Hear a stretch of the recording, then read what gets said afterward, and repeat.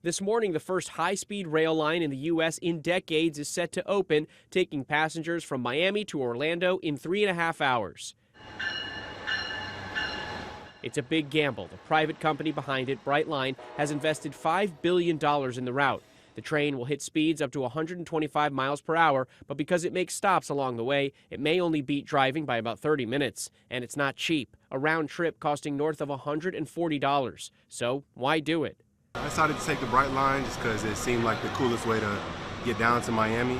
You get coffee, you can work on it, like it's really easy. The U.S. has long lagged behind Europe and Asia in high-speed rail, and while some have flirted with the technology, like Elon Musk's fabled Hyperloop, it is yet to actually materialize. California, back in 2008, approved $9 billion to build high-speed rails between Los Angeles and San Francisco, but 15 years later, not a single mile of track has been built. High-speed rail has appeared more in Hollywood than in real life. I'm going after him. In 1993, The Simpsons' Springfield got its own high-speed rail, sort of. How fast are they going? Well, judging by your husband's cowardly scream, 180 miles an hour.